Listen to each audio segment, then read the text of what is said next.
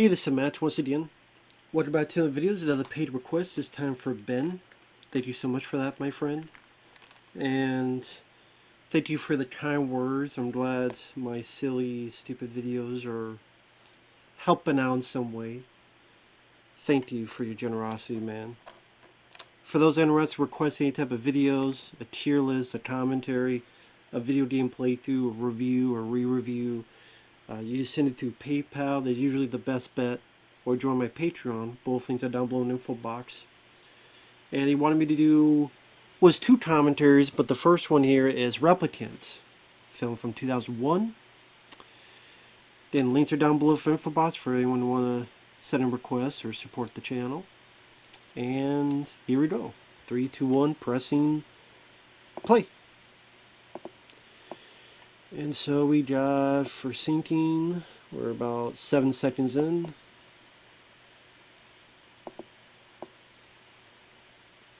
We're 13 seconds in. Okay, I was going to say. Okay, we have the Lionsgate logo coming up with all the deers and stuff. For those who are following along, we're going through the keyhole. Doors open up, Lionsgate, and they're just going to be gone now. And then we have the Millennium logo coming up. Millennium Films. It's going to fade out now. 777 Films Corporation. Now, this is an interesting film for Van Damme. Because here's the thing with Van Damme, where his career was at the time. Big star, early on, Bloodsport, kickboxer. Then you did Universal Soldier, you did Hard Target, you did Time Cop. Before that, Double Impact and Lionheart. His films are making decent money. They're not $100 million in the U.S. blockbusters like Arnold Schwarzenegger. But, you could honestly say probably Steven Seagal films were outgrossing him. Because Van Damme's usually was like 30, 40. Some Seagal's was like 40 to 50 million in the U.S. But with that said, Van Damme, they were still pretty good for the budgets they were. Low, consistent budgets. Time Cop in '94 was the biggest film he had, especially worldwide. But then ego, cocaine, his bipolar disorder, all came to a clash, and he made bad decisions. Used too much cocaine. Ego was floundering about everywhere, trying to have too much control on projects. But before I go on, very dark scene for a Van Damme film. You're a bad mother. Van Damme's kid so powerful, break a woman's neck. I mean, what a way to start a Van Damme film. He's playing a serial killer. He kicks a mother and breaks her neck with a kick. And messing with the baby. Again, what a way to start a Van Damme film. That's one of the reasons why I do like this movie, is because as a Van Damme fan, this felt so different from what he normally does. And I think that's what made a chunk of his direct-to-video career fairly successful compared to a lot of other action stars that went the direct-to-video route. But like I said, in '94 you had Time Cop, but then '95 Sudden Death. I do believe his drug usage is the reason why many of the fight scenes there are doubles of him for simple punches and kicks. Some of it is his, but some of it you could clearly see it's a double. It would make sense if it's a dangerous stunt, but this is just for some simple kicks. There's Van Damme, there's a double. There's Van Damme, there's a double. So, and that film didn't do well. The Quest, he got to direct. That was a complete bomb. He wanted more money. He wanted a $20 million picture deal, because around that time Jim Carrey got it for The Cable Guy. But his films were not making $100 million in the U.S. Time Cop made like 40-some million in the U.S. That was his biggest hit. Street Fighter might have done well overseas, but underperformed in the U.S. Sudden Death did not do well. The Quest was a flop. So why would Universal give him a raise when his films are not living up to their potential? I like Sudden Death. The Quest is a lame version of Bloodsport. So he's even more coked up. He's going down the tubes, and he does films like Double Team and Knockoff, which I do enjoy for how weird and quirky they are. But a lot of people don't like them. I can understand why, but I do enjoy them for how being a big Van Damme fan, and they're just very weird and kooky, and I do enjoy those movies. But they didn't do well. He finally decided to clean himself up. Did Universal Soldier: The Return. He's fresh. He's vibrant, as in you tell he's clean. He's in better shape. He's doing much more of his fight scenes. Love Universal Soldier: The Return as just a 80-minute rock'em sock'em action vehicle. Flopped badly. Consider one of Van Damme's worst, which I don't understand at all. Have you seen Derailed? Have you seen some of the films he's done in the past 10 years? Come on now. But anyway, I think that film's very underrated. But because that film was such a massive bomb, pretty much from here on out, direct to video. A rare occasion, he's in a film like The Expendables 2, which goes to the theaters, but for the most part, it'll be stuff direct to video from here onward. He was in Legionnaire. I think that was supposed to go in theaters. Maybe it did in other countries, but here, most of us only found it on direct to video. Inferno, also known as Desert Heat. I know there are people that like the film. I despise it. I hate that movie. That might have had a limited release, but that one, again, here, Desert Heat was direct to video around here. But after Universal Soldier: The Return '99, this and The Order came out 2001. And that's where we got a whole slate of direct-to-video films from onward. Now, what I was saying before is, at least Van Damme kept it unique. Now that's a killer. Fuck you. Just slammed a window right in the innocent guy's face. Which makes sense, he's a serial killer. He's not gonna give a shit. Why would he care? Eat some glass. Well, after I kicked your ass. And then afterward, but when you compare it to Steven Seagal, for example, I can't tell you the difference between Black Dawn, The Foreigner, A Good Man. What the hell were they called?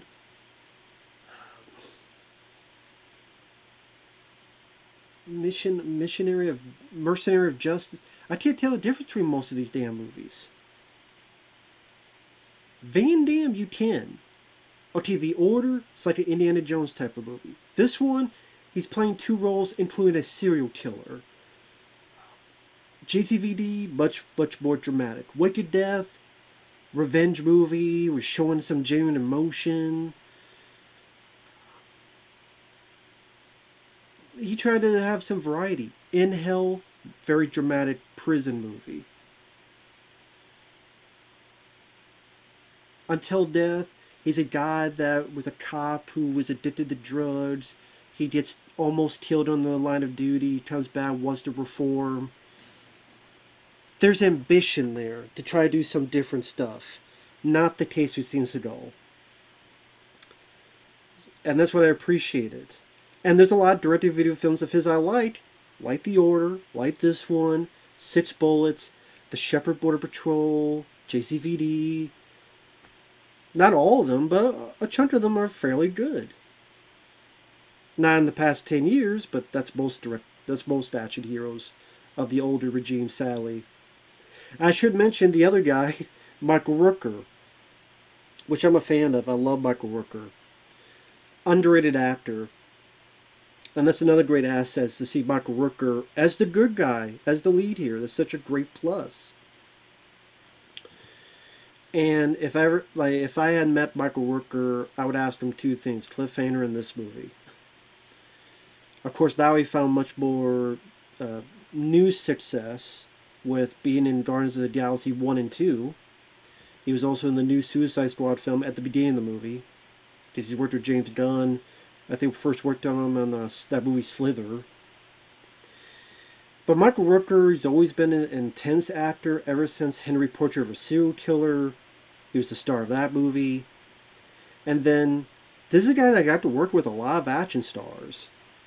Arnold Schwarzenegger in The Sixth Day. Sylvester Stallone in Cliffhanger.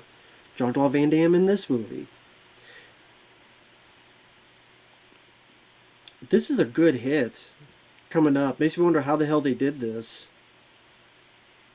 Right here. Ooh. Like, that's a very good stunt. Makes me wonder how the hell they did that. And that's also thanks to the director, Ringo Lam, who sadly has passed away. May he rest in peace. Talented director, did a lot of films in Hong Kong. Was one of those directors that worked, went to the U.S. and one of the first U.S. films they did was with Van Damme. I think that boot was CGI. But the person rolling out of the way, it was a pretty damn close call. They were not that far away from almost getting hit by that car. Still a good stunt by that person. But I think the boot was CGI. But it went by so quick, it's manageable. But yeah, Ringo Lam worked with Van Damme on Maximum Risk in 90... I think that was also 96, which I did enjoy that one. Not everybody likes that movie, but I like Maximum Risk. Natasha Henstridge from Species was in it. And there was also a film where Van Damme played twin brothers. Which Van Damme did that a lot, because he had two roles in Double Impact, of course. Technically, two roles, the younger and older selves in Time Cop. So Double Impact, Time Cop. This movie playing the killer, and then later on the clone, the replicant of the title. Maximum Risk, he played the one brother you see at the beginning of the film, then he plays the other brother you see for the rest of the movie. And then his TV show, Jean-Claude Van Johnson, made fun of that idea. So...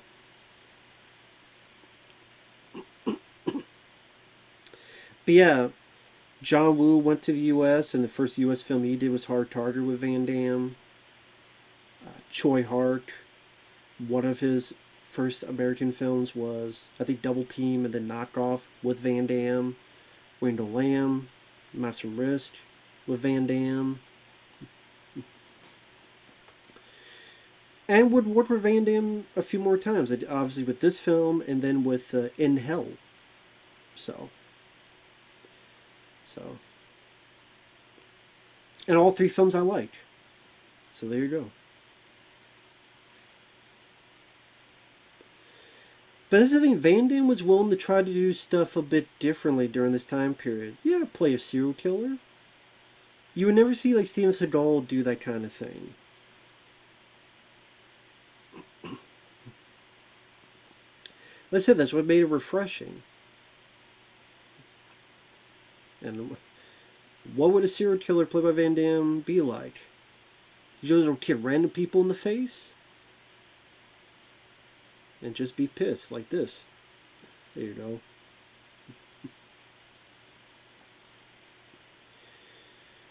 And I said, Michael Rooker, that's it, again, followed his career as well. I mentioned, I love Cliffhanger. Absolutely adore that movie. The Sixth Day was okay. Yeah, I liked it. See, Van Damme, Arnold, Stallone. Him and Stallone worked together very briefly on Guardians of the Galaxy Volume 2, so that was a nice sort of reunion. I don't know if he worked with the other guys. I'm trying to think. If he ever worked with the other...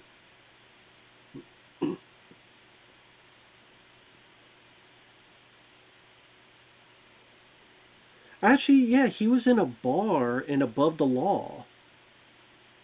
In the first movie of Steven Seagal's first movie of Above the Law, he was one of the patrons at a bar.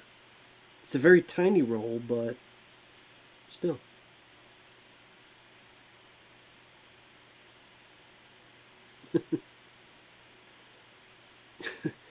I'll go to T-Bone Chili, asshole. You're a real loser. And Michael Rooker knows how to sell that intensity. Yo, fuck you, you son of a bitch.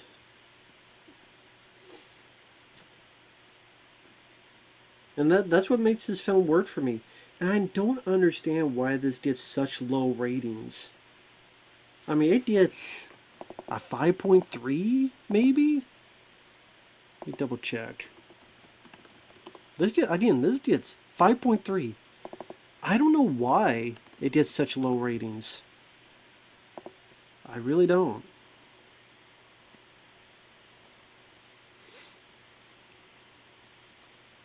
Yes, I never understood it. But hey, what do I know? Actually, let me look up Michael Rooker filmography since I'm on here.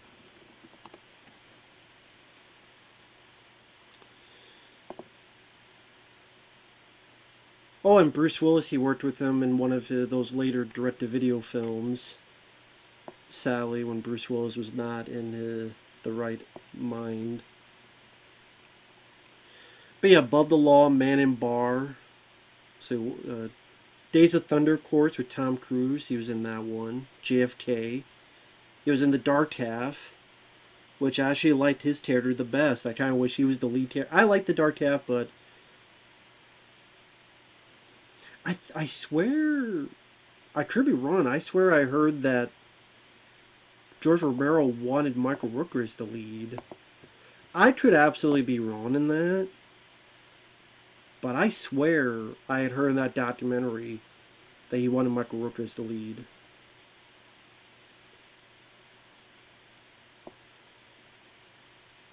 I could absolutely be wrong on that. But I'm actually kind of curious to look that up if that's in the trivia of that movie.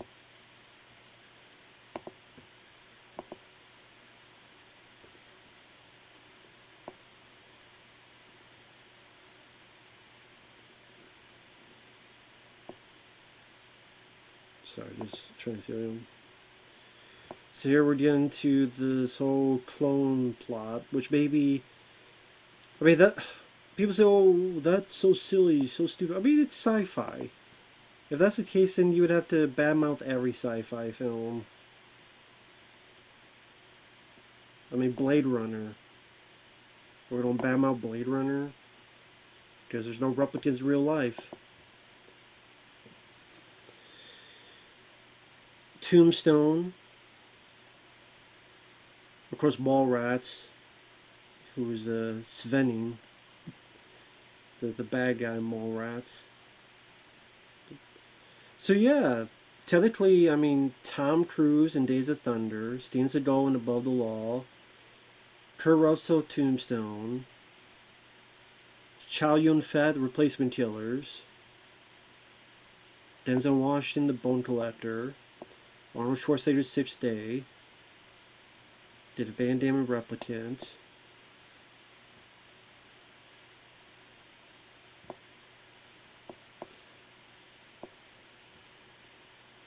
Some of these films I've never heard of. Cell 213, Freeway Killer,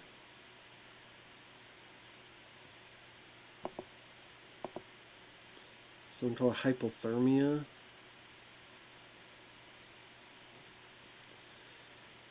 Then Guardians of the Galaxy Volume 1, Volume 2.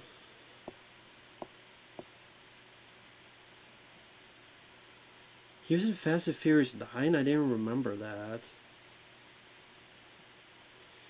The stuff with Bruce Willis was Corrective Measures and White Elephant, were two films he was in with Bruce Willis.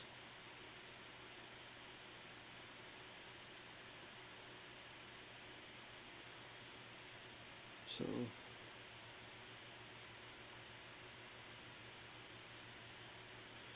and then he's in a new film with Kevin Costner in it. So there you go. Sorry, I wanted to look. Just Michael Rooker, he's a very good actor, talented, underrated actor. I say, gives Van Damme a bit. This whole having two roles, give him a bit more to play with as an actor.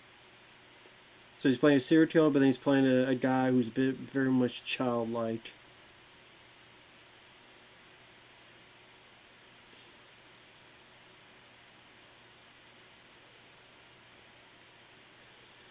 And that's the thing, whenever you do this type of stuff, what story you don't go with? You don't go with the story of he's cloned, and then it's like a copy, like a memory card, where, boom, if you got I don't know, this one moment, his copy is pasted, so he remembers everything of his life from that one moment before.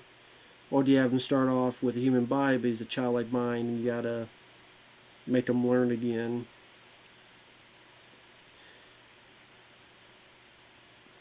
Until we actually clone a person and deal with it, and then we'll know which one is actually correct. I guess probably more so this. I'm sure this was Van Damme's real haircut, then they put the hair extensions for the serial killer portion.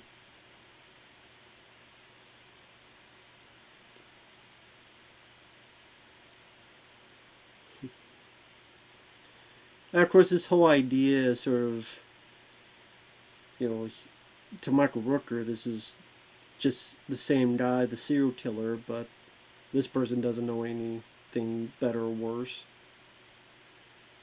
Now, I believe this is not Van Damme. This is another person doing the acrobatics of that nature. So that, I don't know what you call that. I don't think.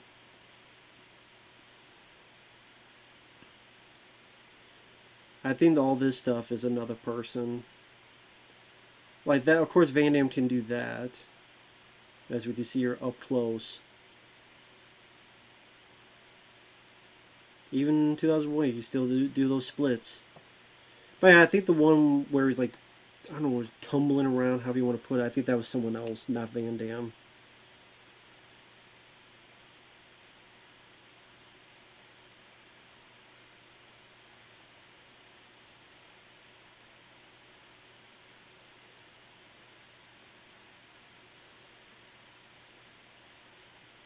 If this turns out to be anything like the original.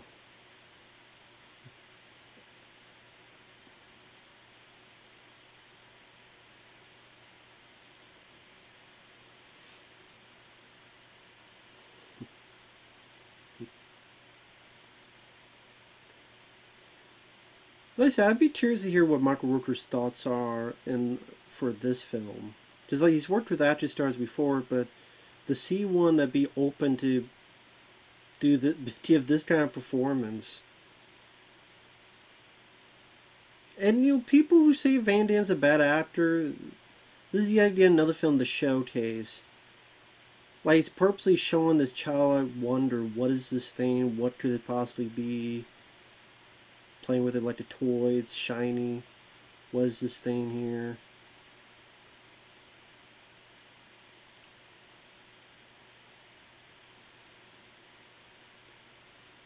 You know, the sort of childlike wonder of it all.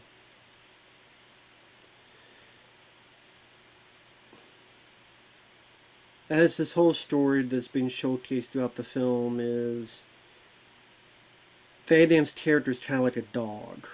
That's the best way to put it. He's like a dog. And how do you treat a dog? If you treat it poorly, then they become vicious like an attack dog.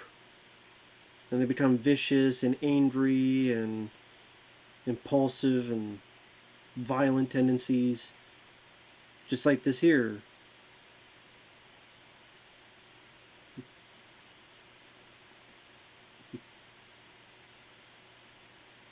Like a dog, sit.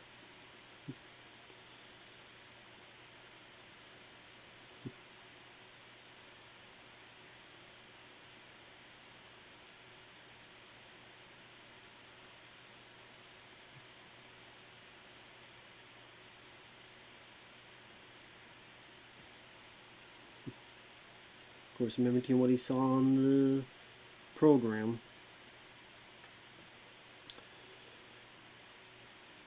I didn't like a dog. He's put on a leash, just not around his neck.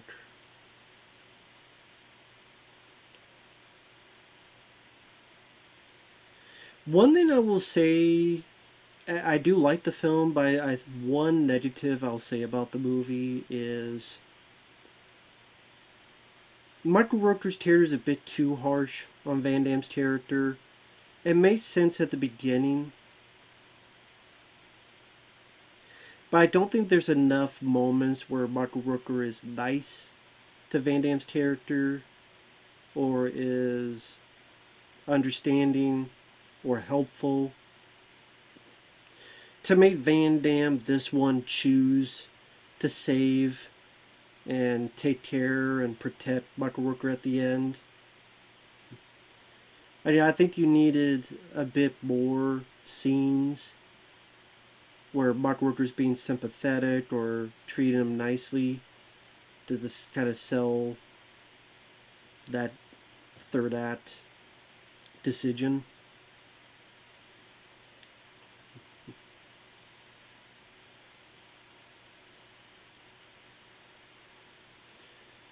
So he didn't. He did moments like this where he's like pushing him and all this other stuff. It made sense early on, but I think there needed to be a little bit more of bonding, however you want to put it. I think that would have helped a bit of the storyline. I think you could have done that in place of that whole thing where Van Damme's character finds a hooker. I guess really it's like the hooker that made him change his livelihood. It's like, well, I guess he got laid. He wants to get laid more, so I don't want to be a bad guy. That's what it almost seems like. I don't want to be a bad guy. I want to deal with hookers more and maybe get laid more. Which, I mean, I guess that's a valid reason as any. Probably a more realistic reason. But still, I mean, in terms of the story, it's like, I don't know if he needed that whole thing. Again, you could have had more scenes of Rooker and this guy bonding.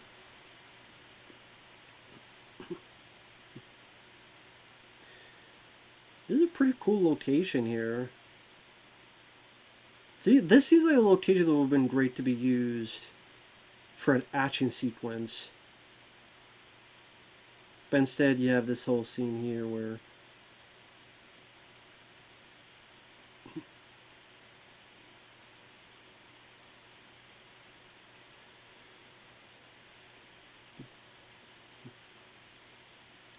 like they literally told him it would take like a week for him to understand. He doesn't know what's going on, so this is all useless.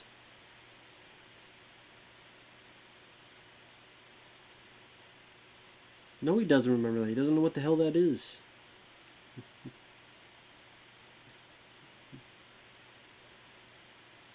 And this I don't understand. Like, you give him a gun that's probably loaded? I would have to assume it's not loaded, I would think.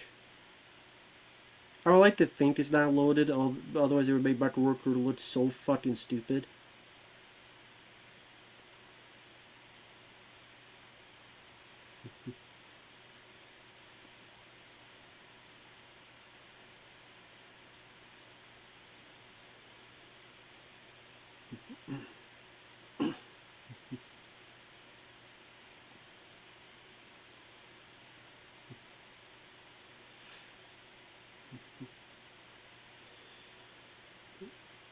Like I said, I don't really get what Michael Rooker is trying to do in this scene where I'm guessing the gun is empty. It's been a while since I've seen this, so I say I guess because I don't know when I reviewed this. There we go. Okay, yeah, it's empty. Yeah, I was thinking that. But this doesn't really, like, it's been not even a day. But how you don't give up after a day? Kind of like a weird thing to give up after a day.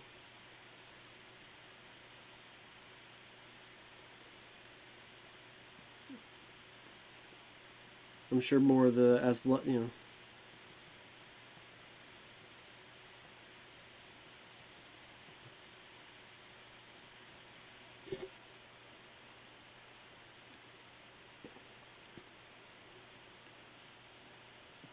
Yeah, get the hell off me.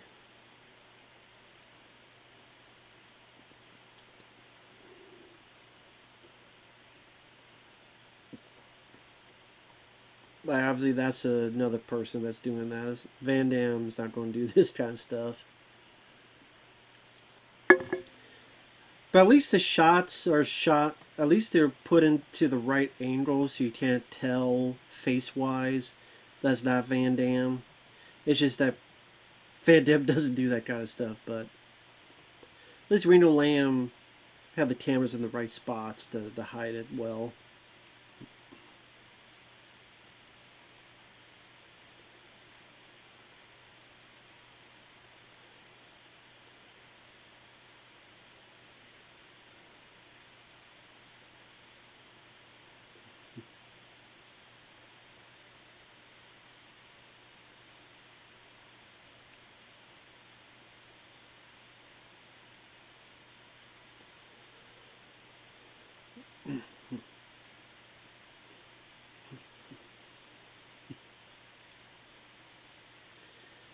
I didn't, just like a dog. Like his attack dog. I guess that's the whole point of this, is that this further showcases how this guy is literally like Michael Rooker's attack dog.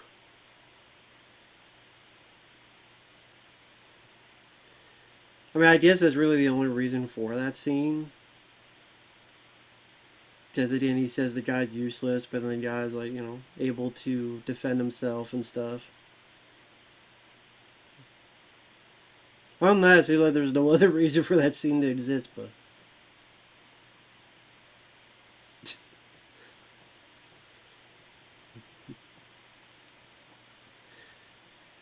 Damn, sometimes with Michael Rooker, you're like, what a dick.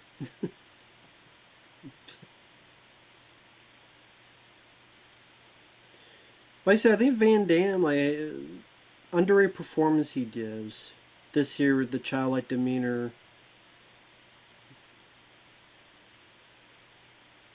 I think there's a point where he's looking at the rain, he's like, first time this being has ever felt rain, dealt with rain. It's like, what is this thing dropping my head?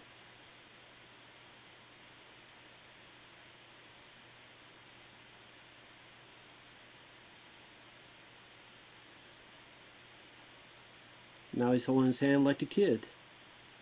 Again, it's like, what is this thing here? What is this? Something we take for granted, but for this guy, it's the first he's ever experienced.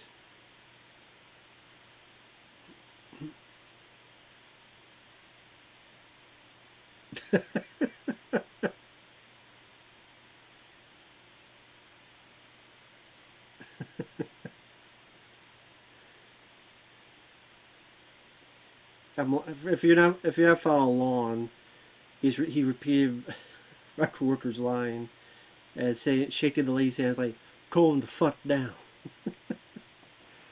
I think that's pretty funny. Because it works for the character. The character is not meaning any hurt behind it. It's kind of what he's being taught. He's trying to learn as best as he can. And of course, the other bit is that he's hoping this will jar some memory out of this Van Damme and the recessive, whatever genes the cloning aspect might have replicated.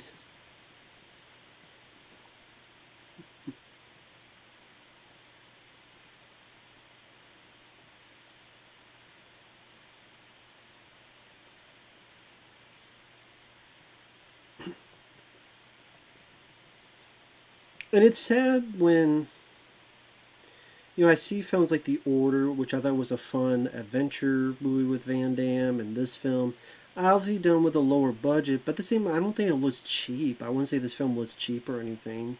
It's not going to have the action of Hard Target, or it's not constant fights like Bloodsport or Lionheart. And maybe that's the thing, is that there are people that first saw this and they wanted that. They looked for Van Damme for, where are the fights, where's the action, where's the gunplay? And you're not getting a whole lot of that in this movie. And I think for some fans, maybe this isn't a Van Damme. But like, I think that's a cool looking shot where you have his memory of his double killing someone in this tub, and then you see Michael Rooker come in the the frame, and kind of the background fades.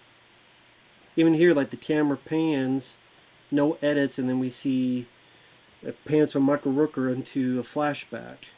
And now we're back to the reality situation here. I think that's pretty cool visually.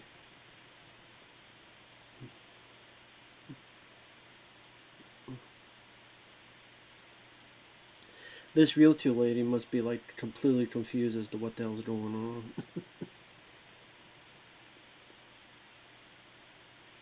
Like I said, the director, Ringo Lam, did a nice job of going from, again, reality to flashback to reality. At times doing the same shot. Not all the time, but again, that's a nice visual touch.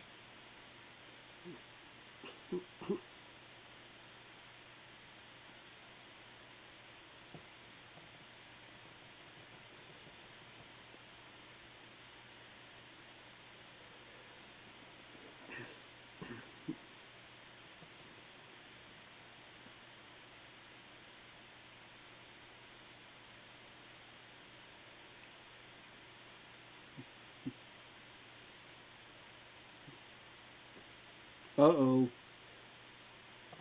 Van Damme, the Psycho Van Damme don't like that.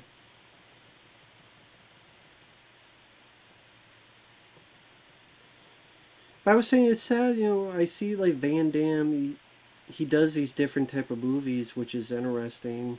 It makes his career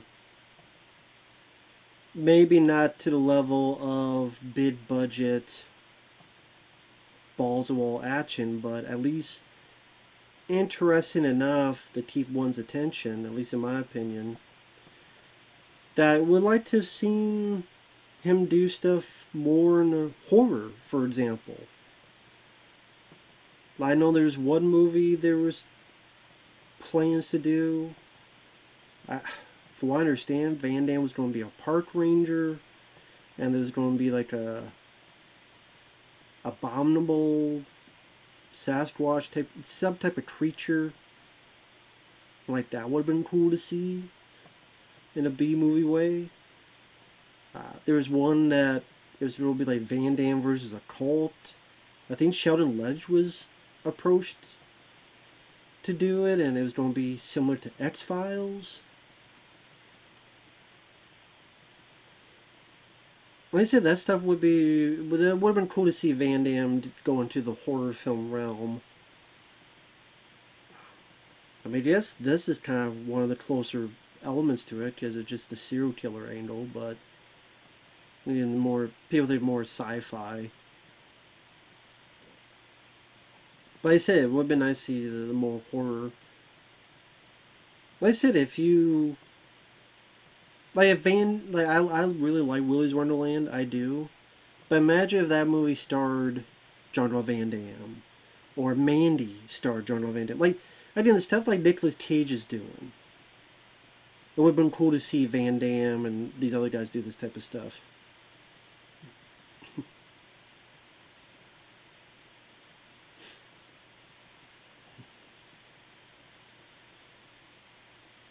I don't mind this kid. This kid means well. Is that okay? I'll have some ice cream.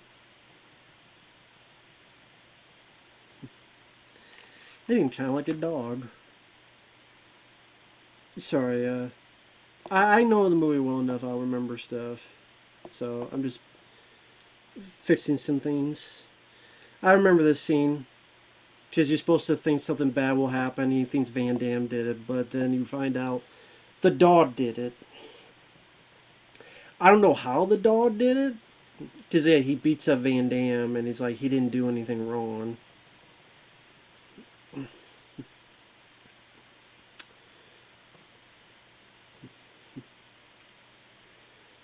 And Van Damme's character doesn't know what's going on.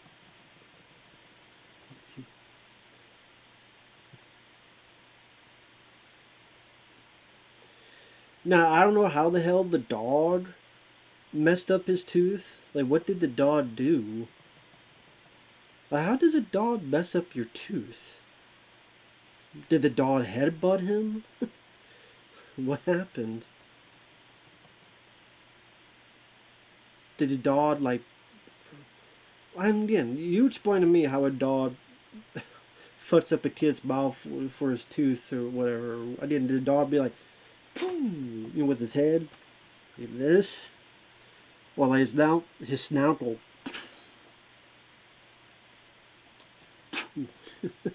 Like that one. I don't know, but it is what it is.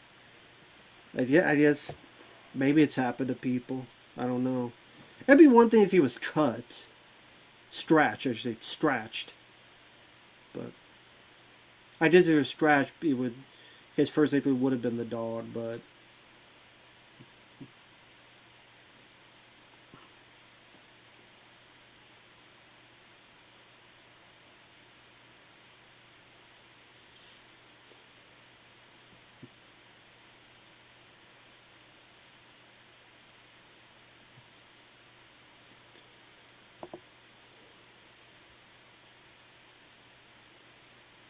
yeah, if you say so, buddy.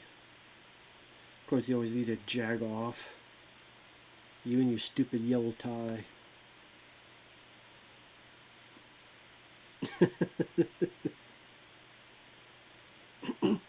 That's the thing. There's not a whole lot that makes me like. Okay, you see the way Michael Rooker just continually treats him so poorly. You just wonder as to why this Van Damme doesn't just try to beat up and kill Michael Rooker's character. He just continually treats this guy like crap. And there's very little that he has him treat him well.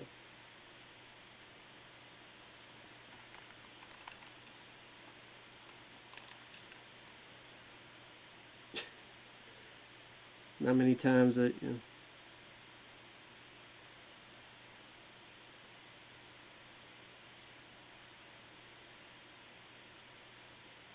Yeah, if you don't know how to strip Van Damme and do all that, maybe you should lock the door.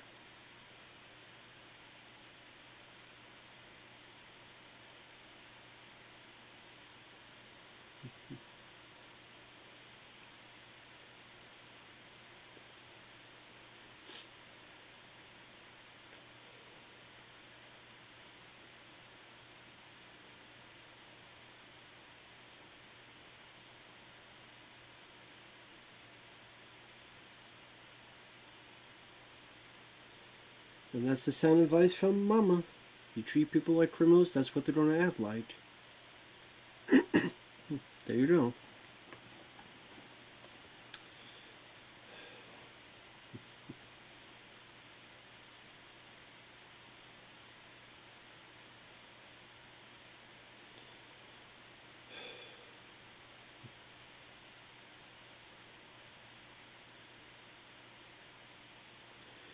And that's probably like the only one of the few good things he does. But he still locked you in a damn bathroom after stripping you almost butt naked, only to be left in your tidy whities. So I don't know if a simple blanket and gopher pillows really don't make up for that after he kicked the hell out of you, but, you know.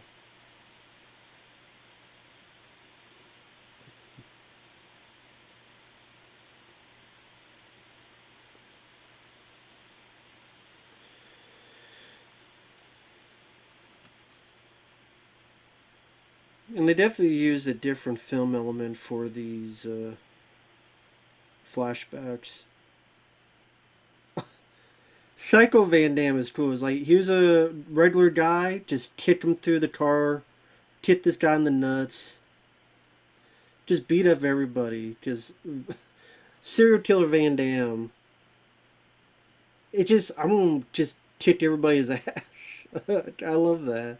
It makes sense because why would he care? Fuck your food. Just hit this guy in the face. I mean, if you're a serial killer that's also a martial artist, this is the kind of stuff you want. Don't tell me to take it easy. He just beat up a whole kitchen and burnt this woman's face. Yeah, martial artist serial killer. The only other film I could think of that kind of did that was A Force of One with Chuck Norris. Was a bit like that. I barely remember anything about that movie. Also, was it Blood Moon? I think, where with Gary Daniels. I think so. I think it was Blood Moon. Because I think one of the people the serial killer goes after is Rob Van Dam, the wrestler, I believe.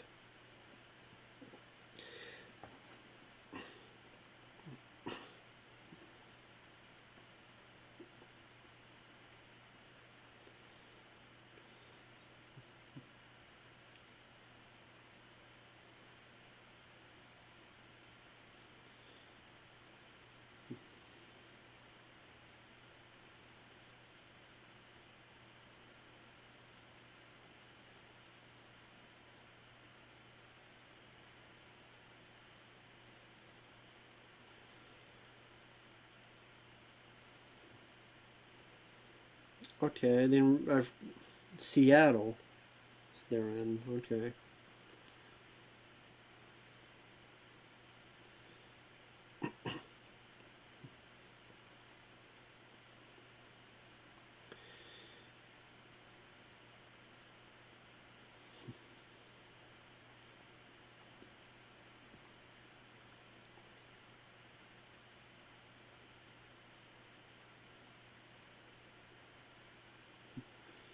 Yeah, sorry, I'm not saying anything. I'm just watching the film. Like I said, I don't think it's a bad looking movie either for a film that went direct to video. Which I'm so used to saying that. I mean, nowadays I say that, although technically it's streaming. This is back in the days where you could go to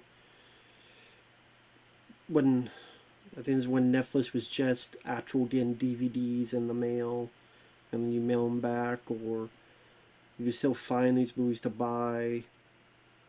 Where I don't know. It seems like there's a lot more places you can find DVDs to buy, or physical media, I should say. And I have the DVD over there. I should have brought it over. Show on camera, but oh well.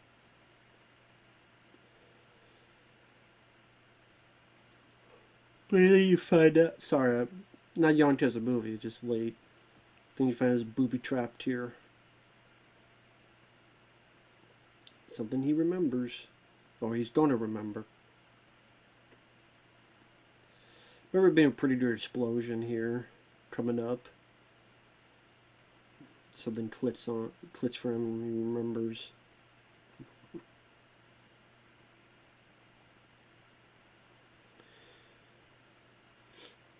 But yeah, it's too bad. I'll take it off for a bit because there's no dialogue here. But I mentioned, the past 10 years, sadly, there's not much of Van Damme stuff I've liked. But that's for a lot of these guys, Sally. Just because they're getting older. They're getting older. Their bodies just not. When you get older and you've done action so much and bones, joints, surgeries, they can't do as much as they did in the past. And then the projects are just, a lot of times they're taking projects that are not the best, but they don't have as much of a variety of opportunities as they did back in the day because they're not the A-list folks of today. In fact, I mean, you could say a lot of things today are not star-centered. It's more IP, a familiar or nostalgic IP, or a superhero movie, or a big event special effects spectacle. It's not really people go see a film because of a star, because it has this actor in it. There are exceptions to the rule, of course. There's always exceptions, but if a trailer or something else really gets people's excitement, then of course, but or a concept really attracts people.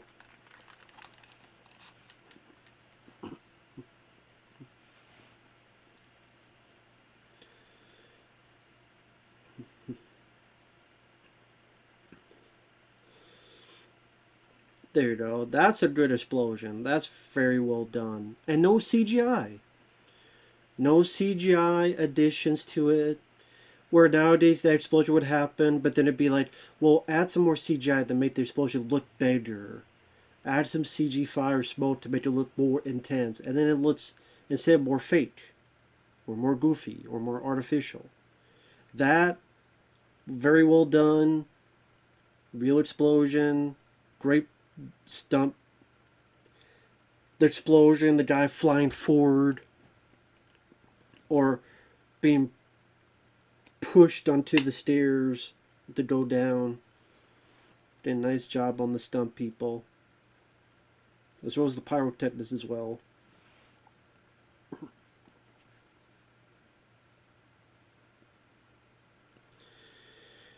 Like I said, I always thought Van Damme looked good with the long hair.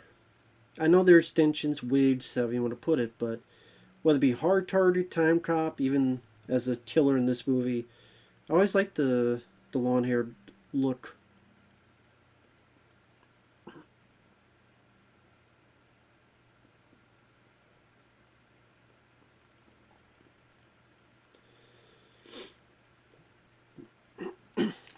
Now we got this foot chase between the two. Well, more like a, not really a chase right now, just a sort of a slow walk, stroll. But yeah, like I was saying, I mean, the past 10 years of Van Damme, I mean, the last film I truly enjoyed him in was Six Bullets. And now the foot chase is getting a little bit more faster. There you go. But after Six Bullets, I liked his Jean-Claude Van Johnson TV show for Amazon. Sadly, only lasted 1 year, which was very, very disappointing. I would like to have seen a season 2 and a season 3 of that, but what can you do? Even, I mean, it wasn't a perfect season. I would like to have seen more action, but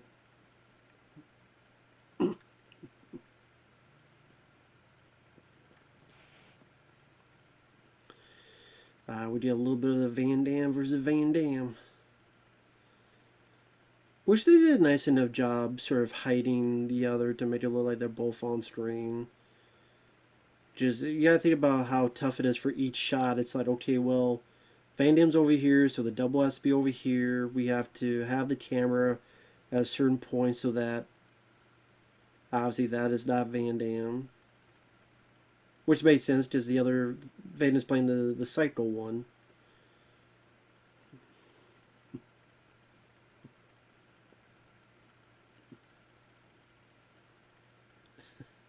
And yeah, I love the serial killer Van Damme. He just beats the shit out of everybody. I think he throws his vacuum cleaner at someone. Yep. Fuck you. I mean, he does a Van Damme throw vacuum cleaners at people.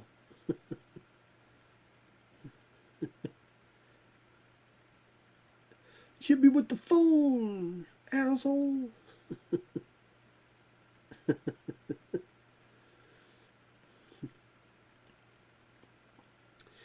But yeah, after Six Bullets in 2012 and in that show, which I would like to see more action in it, but overall I did like it. It Enemies Closer it in mind. He played a villain in that as well. But I mean, I liked it for what it was, but I don't love it. But just a lot of stuff. It's either very disappointing, or lame, or oh look at that blood squibs. Actual no CGI, little explosive things to make it look like gunshots. Took that for granted back to the day. Now so many people don't want to do that when it sells the illusion much better. So the time makes the film work well in longevity. Instead of having goofy cartoonish CGI hits or whatever the case may be. But yeah, I mean, Blackwater with him and Dolph Lundgren in a submarine, very boring, very lackluster, very lame. Didn't care for Blackwater. What was it? The Bouncer was disappointing. I think that could have been a lot better. A lot better. Didn't mind the cinematography of it, but the story, and it was just very uneventful with a, in my opinion, lousy ending. And again, could have been so much more. We Die Young. Didn't care about the two kids. The ending was confusing because I didn't know if Van Damme's character died or not, because it seems like he's alive, but at the same time he seems like such an important character. We don't get to see what happened to him after the events. I don't know how else to put it without getting more depth into that movie. In depth, I should say. So, like, We Die Young and The Bouncer I didn't care for. The Last Mercenary for Netflix was a bit embarrassing, because he had all these other characters that just were not funny, were not entertaining. And you could tell that, there were doubles in there, fight doubles for Van Damme, because he's getting older. He can't do as much as he could in the past. You saw a little bit of that in that film Pound of Flesh as well, which had awful driving sequences where the backdrop, when they're driving, looked absolutely phony and fake. There's another movie where he dies at the end. Sorry, spoilers. Not much action,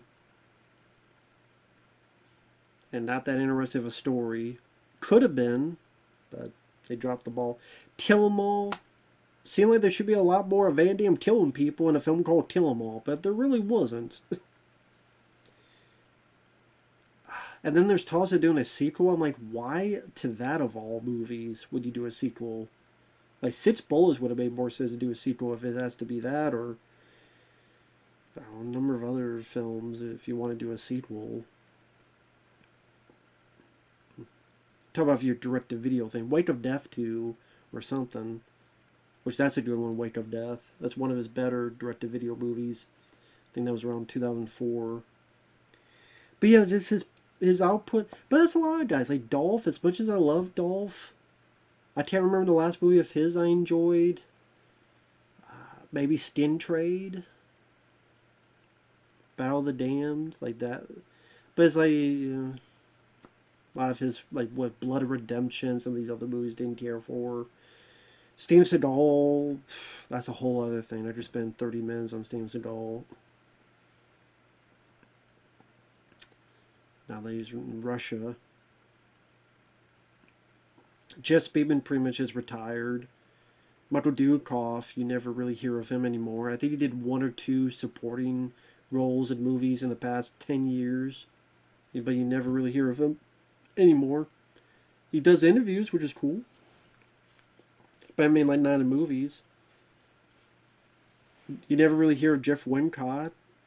Gary Daniels, last time was, what, the first Expendables, and some of his direct-to-video films like Game of Death with Wesley Snipes. Never really hear of him anymore. Again, these guys are just much older. They can't do as much as they could back in the day. And, what can be said? It's just they can't do as much as they could back in the day. That's how it is. That's just how it is. And yeah, I didn't know if you needed this whole hooker plot thing. I mean, hey, if you wanted, I guess the idea is he gets laid and he finds Jesus or something. I don't know. He finds good. You do know he doesn't have money, right? I know they went into that, but still. I don't know if this girl would be really given freebies. Oh yeah, doesn't her pimp come by and then beats him up and stuff? I think so. But this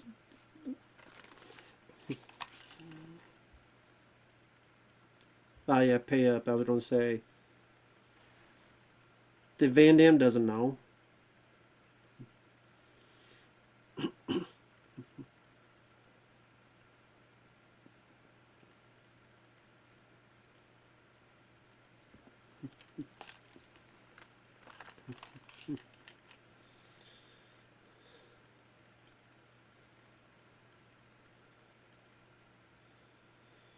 A deadbeat? You pulled him.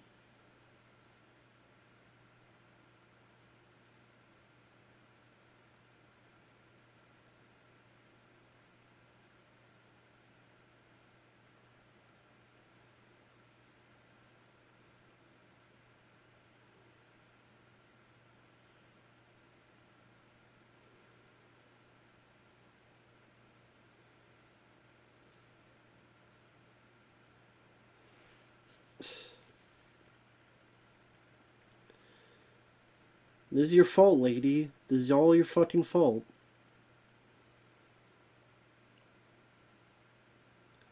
Your fucking fault, lady.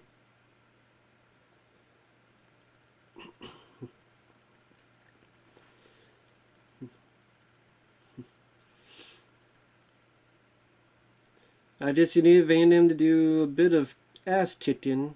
At least there's a reason to do that.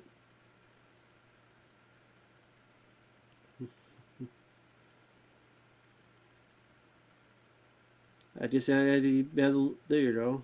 Got some knees there. Throw your ass up.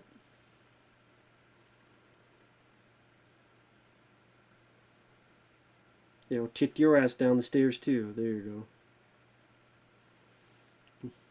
go. Hey, the way Van Damme looks is like he's on a coke bench. He's looking for the cocaine. You got the cocaine? It's in your pocket? See, this is what Seagal saw when he was chasing after him in Stallone's party. Seagal saw this and said, "No, I don't want to deal with. I don't want to deal with him."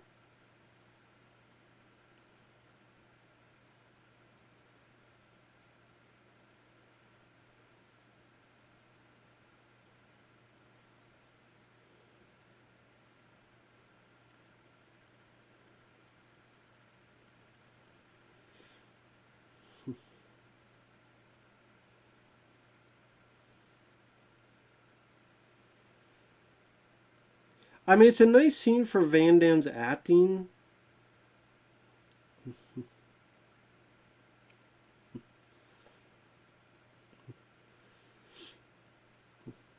It's nice to see for Van Damme's acting. But like I say, it would be nice to see a bit more of Michael Rooker, like being nice to Van Damme and giving a reason as to why Van Damme would be lenient on Michael Rooker later on. And yeah, he didn't even really get to have sex with her. He can't even say the sex was so good. The Poontang Pie made him change his mind. Can't even say that. Beautiful looking lady, though. I'll give you that. Beautiful looking lady.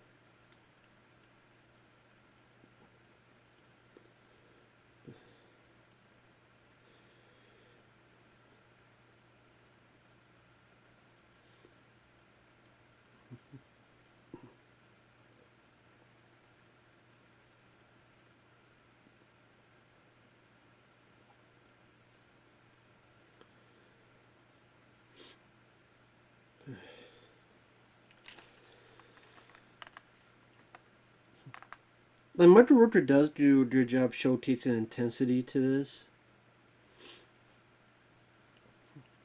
And again, that's what makes this film work for me is that like that's a kind of a decent transition, sort of this from burnt remains to these sort of transitions where everything's done in reverse, like the burn in bed were reversed to Van Damme having a body set on fire. Again, not your typical Van Damme. Again, that's what made it a bit refreshing. Like I said, I mean, I think if you're just I don't want to say typical Van Damme fan, but again, if you're looking for action and fisticuffs. There's a little bit in this, but not as much as other movies. Like I said, I did like for the most part the story and the two characters. Like I said, Michael Rooker would be nice to have him have a little bit more.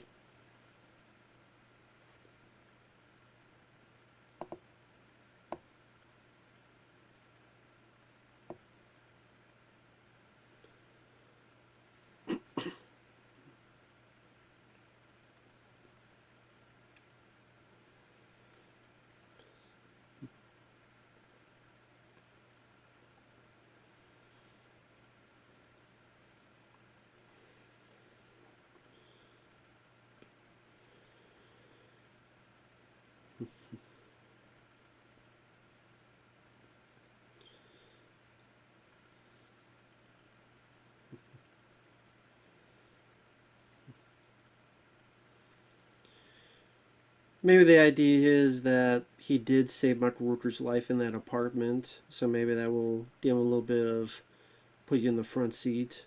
Just like, hey, this guy did save my life, so throw him a little bit of a bone here.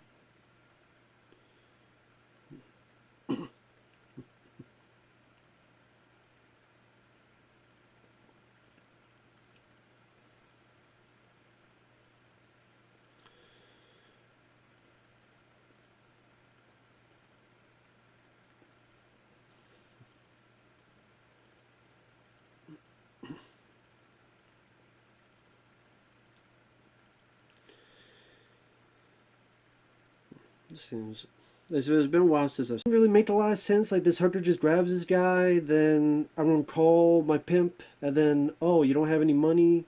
And before that, it looked like Van Damme was ready to assault her. Not that his character knew better. And then while Van Damme's running around like an animal, right, he attacked the people that hit her, the pimps. But then he sees her at the end. It's like, oh hey, it's nice to see you again. Last time it was so violent.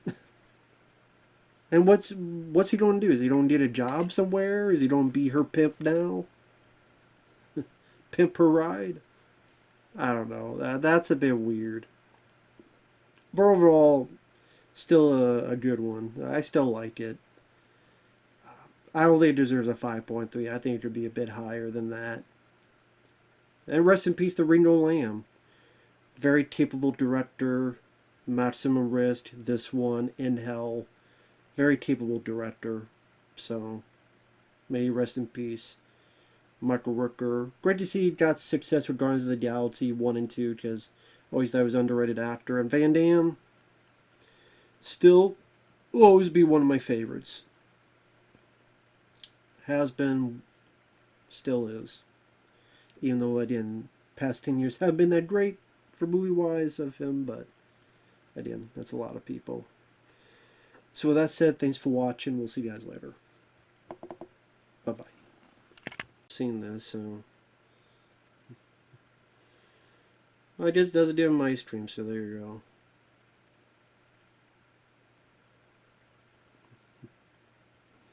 Just that's something.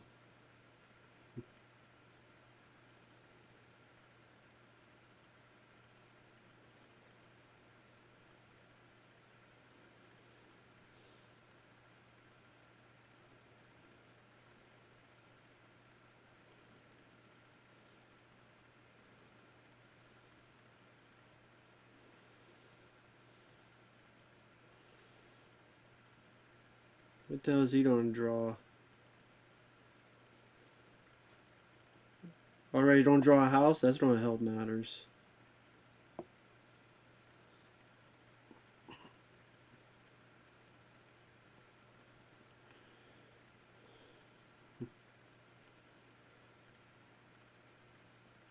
You got it? Better than me. It's a house with a clock. Guy must be fucking fantastic with Pictionary.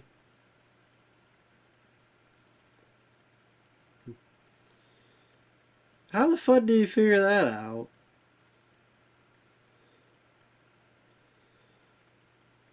Like a triangle and a clock. Again, Guy must have been fantastic at Pictionary. Crying out loud, like I'll draw a circle in X, and then he'll still guess it.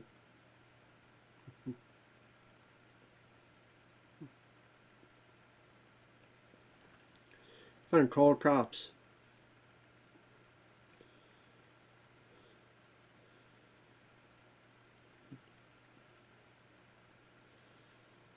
Fine, call cops then.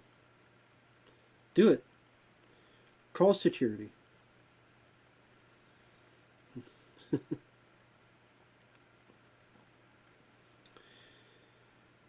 it's sad, with Van Damme's career that he didn't have a more level head and the ego and the drugs took over because after Time Cop, there's so much stuff he could have done, man. Son and Death, I mean, granted, most people don't notice the body doubles except me.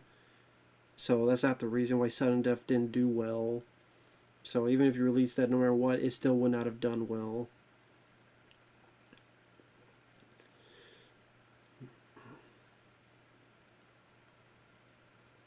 But maybe, okay, still keep that movie, but have more of Van Damme doing the fight scenes. But maybe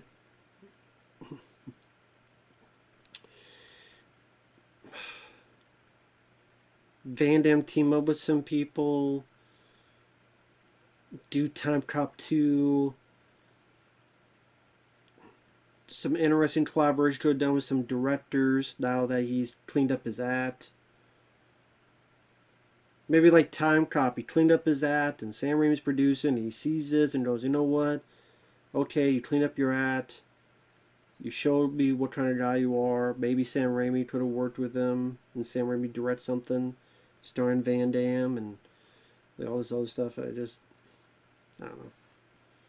What could have been, like a lot of these guys, if their act was more focused and less ego or drug fueled. And that's the sad thing, like Dolph Lundgren just had bad luck with that guy. Because you never hear that he took drugs. Seems like a lot of people worked with him and had a good time working with him. There's a guy that I did a review of, I think Jill the Ripper. And there was a guy, I guess was part of the crew, and he said, oh yeah, worked on this film, kind of a shit show. But he said Dolph was nice. I think it's still in my comment section under that review. He said Dolph was nice, which that was cool to hear.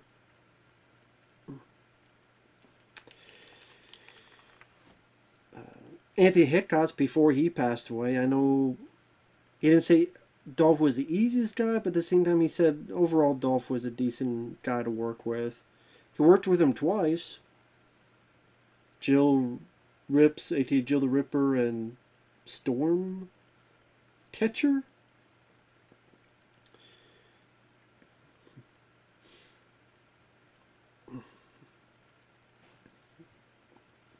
But Sally, well, I mean, that's a whole other thing with Dolph. He just bad luck. I Come in Peace didn't get I don't think it was marketed that well.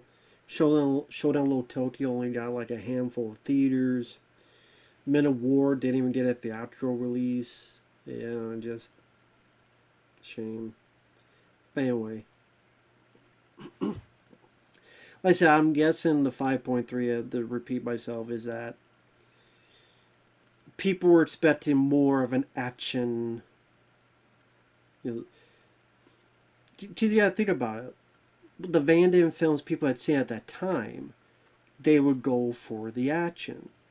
Lionheart, Bloodsport, Hard Target, Time Cop. So when you're not getting that, then people are like, oh, well, where's the action? Where's the kicks? And there's still some of it in it, but it's like, where is it?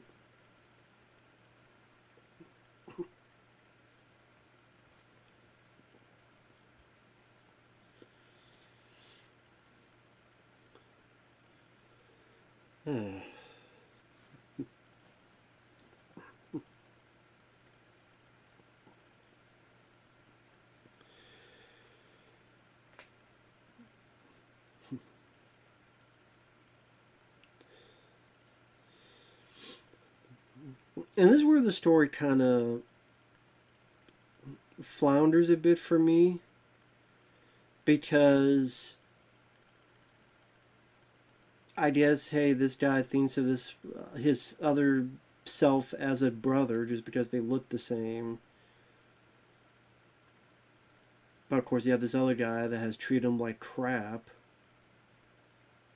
And then again, it's like, well, now he's going to go back to treating Van Damme like crap. And then you're sitting there going, well, why would Van Damme, the good one, be lenient? I guess now it's getting to this notion of, do we trust this Van Damme? Do we not trust this Van Damme? Is this Van Damme going to turn to be a killer like the other Van Damme? Which I never really bought into. Like, I never really thought that this Van Damme was going to go evil, going to go bad. So that whole possible to go to the dark side type of thing, I never really bought. And again, the fact that the idea of Michael Rooker's terror just consistently treats this guy like trash, it does make you question, why does this Van Damme just not kill Michael Rooker or turn on him? It seems like Michael Rooker hasn't done enough. Okay, he let him sit in the front seat, he bought him some ice cream, and he gave him a blanket. See, right here is kind of this attempt going to the dark side. He's talking like the killer, he's thinking like the killer. Now, can I really trust this guy type of thing?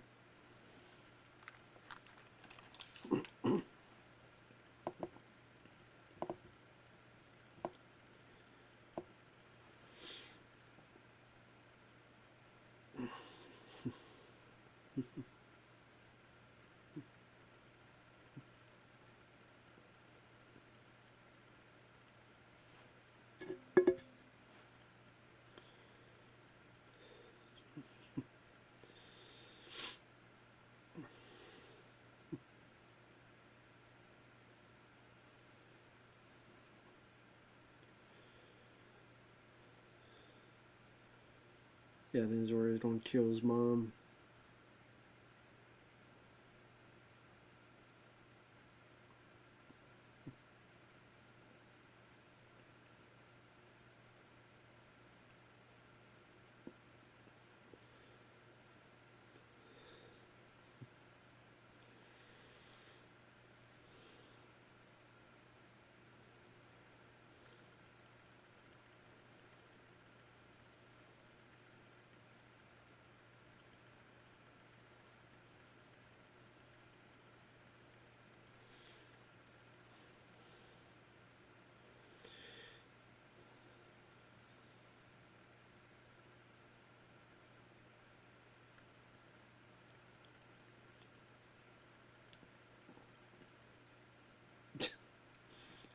Oh, just the way he says, no more, you bitch. So, I don't know why that made me laugh. I mean, we've seen this many times before. The serial killer, whose mother or father, but this kid's mother abused him, and it messed him up psychologically. That's why he went after women. So it's nothing new on that front, but yeah, it's interesting to see Van Damme play that kind of part. Like I say, Ringo Lam brings a decent touch to his flashbacks, give a bit of a grisly feel to him.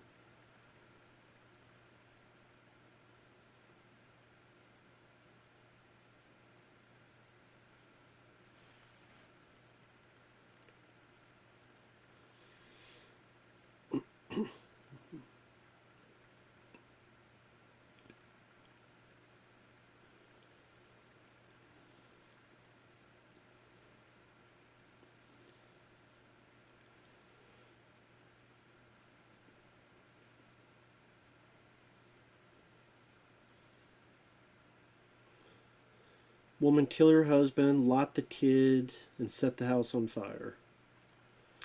Mother of the Year. Sounds wonderful. Sounds like Amber Heard.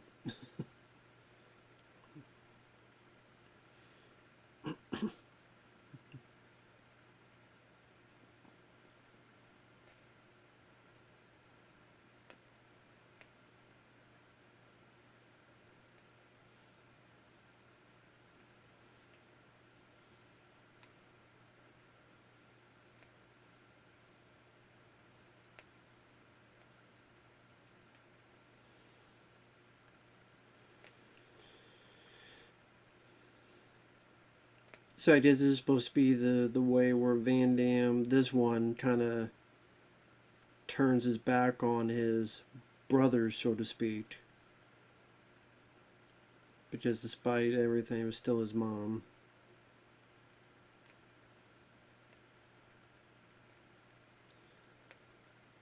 Just, yeah, this is when where the finale of the film takes place in this hospital setting.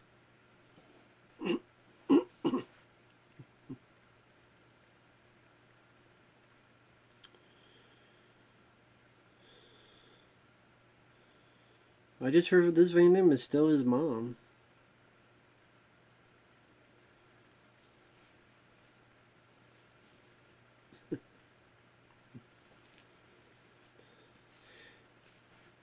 Yeah, I just smile because again Van Damme does a great job as this serial killer version, and I mean, he does a good job in Expendables 2. I kind of wish it was this type of villain in Expendables 2. Like, see, he does good in Expendables 2. I wish it was this type of villain that go up against Sylvester Stallone. That would have been great to see. Ooh. Oh. It's beating the hell out of Michael Rooker. Goddamn. Now, I know Van Damme's kind of known for accidentally, at least sometimes, although I've heard sometimes on purpose, hitting people. Hopefully, he didn't hit Michael Rooker. In real life.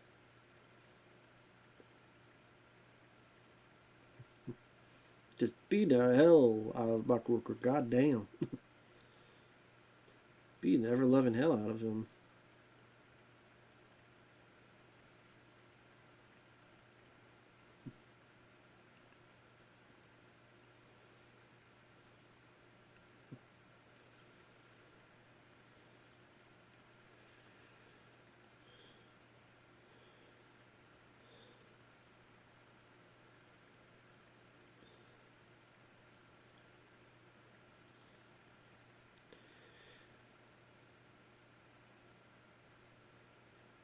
Now, this bit I don't mind. I know I mentioned the whole to the dark side. This, I say that, but at the same time, because of how poorly Michael Rooker's treated Van Damme, I kind of get that sentiment. But again, it's like we know he's not really going to kill Michael Rooker and do that because we gotta have Van Damme versus Van Damme. But that notion does work well in this scene.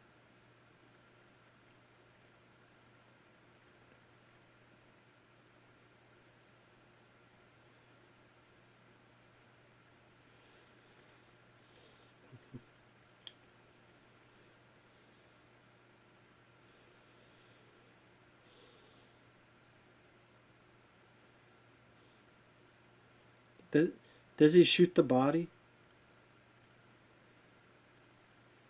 He does. He does shoot the body. That's right.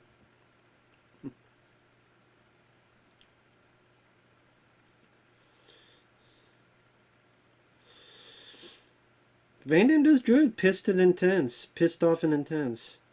Wish he could play a role like that again. To show that emotion in his face. That would be great to see.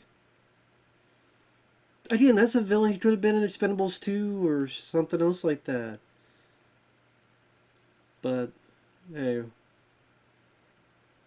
There's a lot of disappointing things with Expendables 2, to be fair. God, Michael Rourke just did his ass beat by this guy. Damn.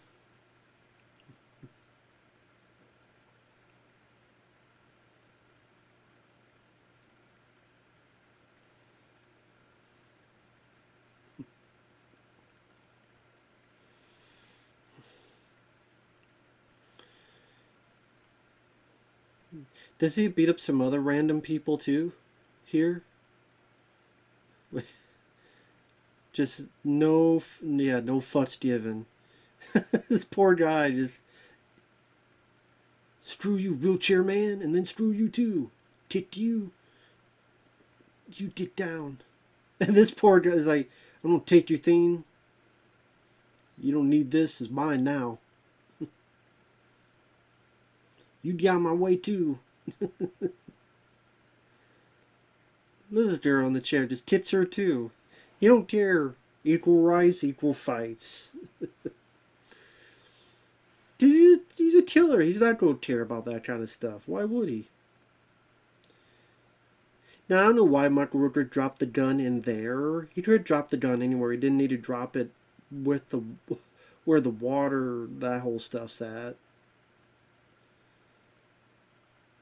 Which, wouldn't the gun not work properly if it's been subdued in water, in liquid like this? Not water, but in liquid like that?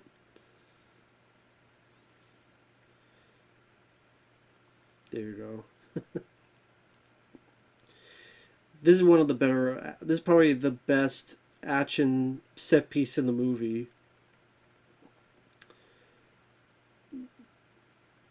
Because I love how it bounces and it hits all the lights when it's going in such high speed. Especially big when Michael Rooker's theater's on the side. And there's a really good shot where he's hanging on. And it's like these close calls where you see the camera as he's on the side of the ambulance. And you see it's Michael Rooker. You see it's Michael Rooker doing it. And that's even more impressive.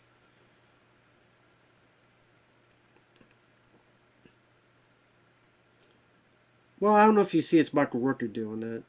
Yeah, this here with his face. Right here with his face on the side.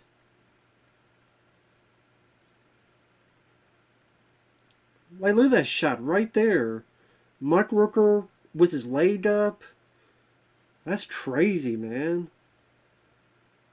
That's crazy. You got a camera right there. You see his legs are up as just these close calls.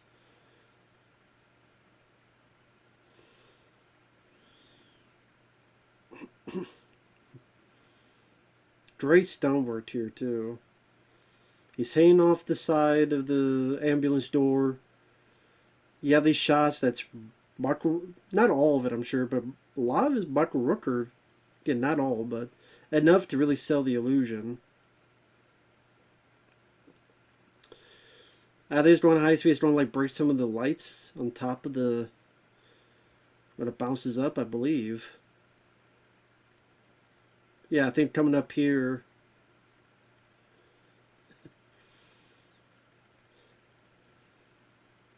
That just sells the impact, the intensity of the situation. All this debris and glass flying everywhere because of that.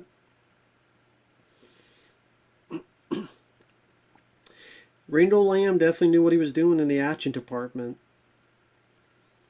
Well staged, good stunt work. The cameras are used fairly well.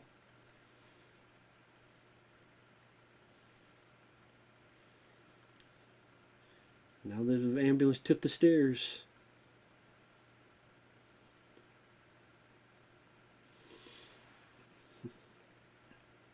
Again, very nice job on that. Yeah, I would definitely say that's the best action scene in the movie. Good set piece there. I mean, that's better than a lot of stuff that's in theaters. That was better than any action scene I saw in Indiana Jones and the Dial of Destiny. Not even exaggerating. You show me one scene in Dial of Destiny, the Indiana Jones, the last one, that is better than what I just saw. Because that was all done for real, in camera. You felt the danger. Whether it be the ambulance breaking all the lights, Michael Rooker hanging for dear life. A lot of those close calls.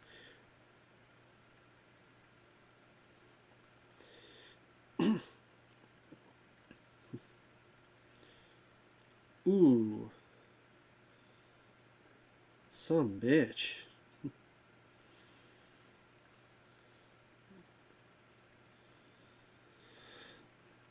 I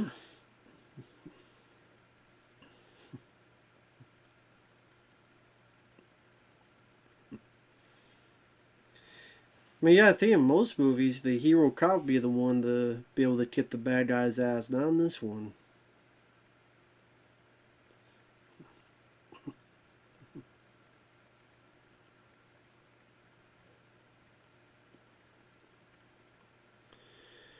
Yes, he's completely dazed and confused.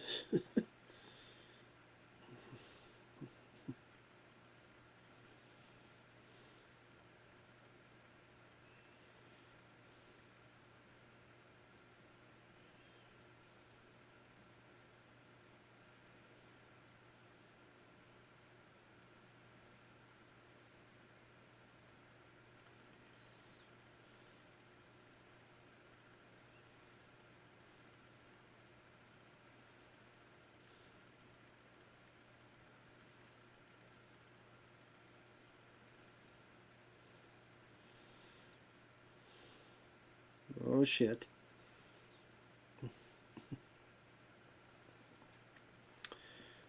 I don't think that gun's gonna work, right? Does he pull the trigger and nothing happens? Oh no, he just didn't know how guns work.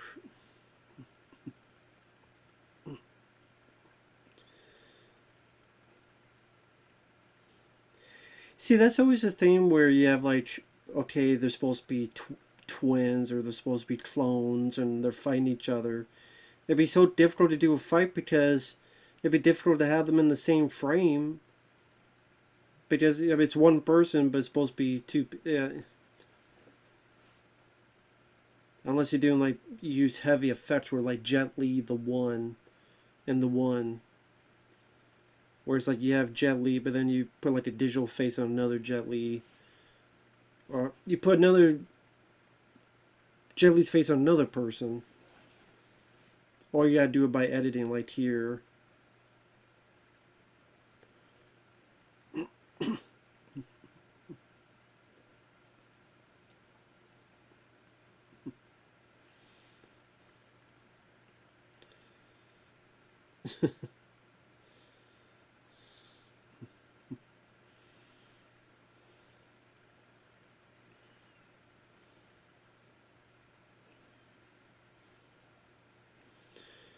I mean, pretty solid job in editing to try to you each shot having Van Damme in this one, Van Damme here.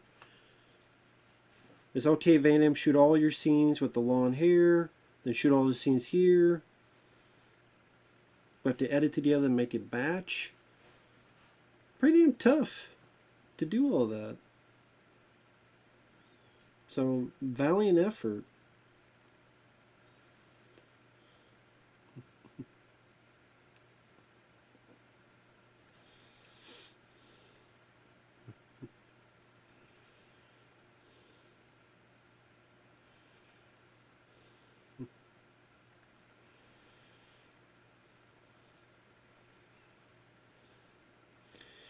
Of course, the idea here is that he's not going to do it because he's not a killer, unlike this guy. But don't keep a shovel next to a killer. Just don't do it. Just never work out.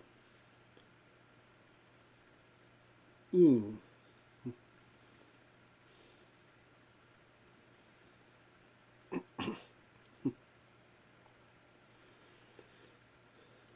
Got his ass. I mean, a shovel to the head, that will do it. That will mess up your day severely. This ain't like WWE where you just get a sledgehammer to the face and be fine the next day. Thanks to Triple H.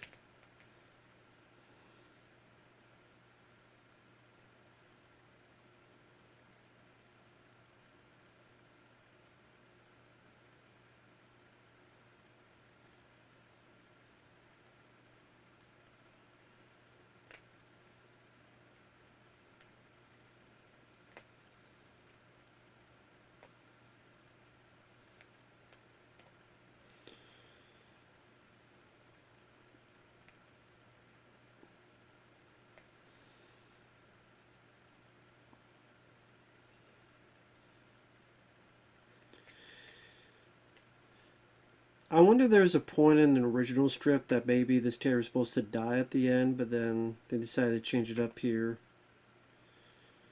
Now I don't know how the hell this all came about, where all of a sudden now something happened and something happened. Now there's going to be an explosion, but I don't know. This hospital, I guess, just was constructed however the hell it was supposed to. Just remarkably, all this stuff happens to make it explode. But come on, it's a movie. We gotta have a big explosion. I don't know where he went or where he hid. Oh, I guess in there. That's supposed to tell us.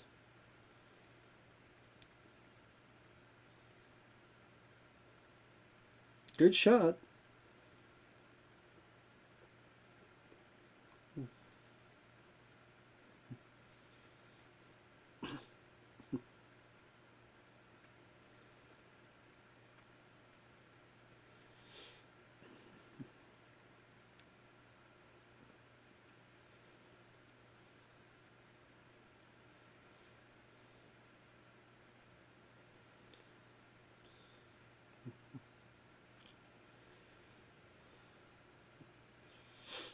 Yeah.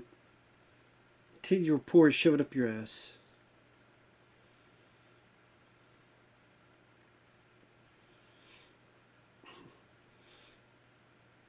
What is that? Cool borders?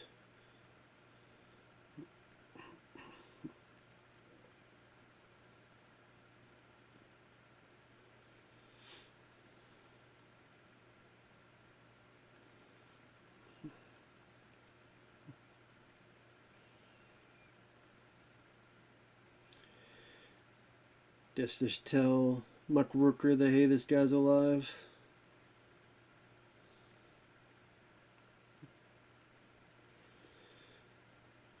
At least the kid, Muck Rooker's kid, is not too annoying or irritating. Because that's always a fear when you have little kids in there, but he worked out well enough.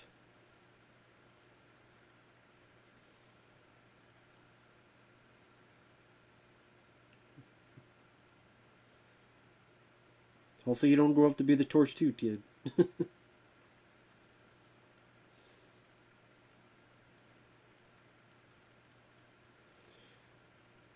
he does like Ring. And it's just a weird choice. Okay, this guy's what, going to hook up with the hooker now?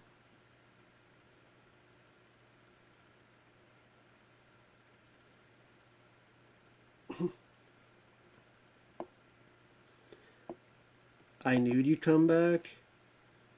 So he's going to live this life with a hooker. That, like, she doesn't know him. And the last time she was with him, he was like acting like an animal.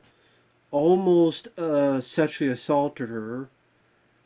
Uh, pre-ejaculating his pants.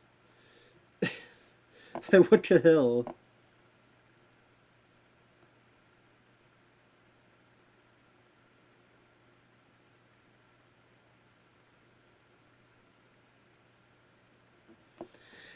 So, I mean, I like the film. I do. I think it's a fairly good direct-to-video movie. I think it's a fairly good Van Damme direct-to-video film.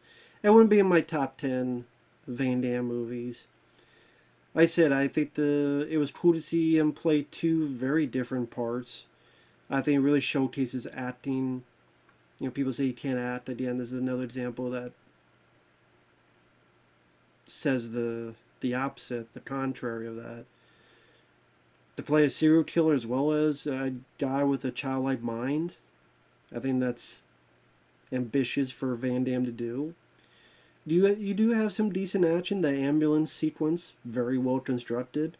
Some good stunt work there. Michael Rooker, very intense as the lead guy, the cop. There's definitely some nice stylistic direction in terms of those flashbacks. Definitely some grit to them. Again, the only issue I have with it is the story kind of falters with Michael Rooker's character just feels so much like an ass to the replicant that you kind of don't buy that he would treat Michael Rooker well by the end. I don't take the ice cream and like what 3 little things. That's it. But it just I think there could have been more bonding. Like maybe Michael Rooker trying to talk to Van Damme or trying to share some information with Van Damme or showing Van Damme a bit of his life.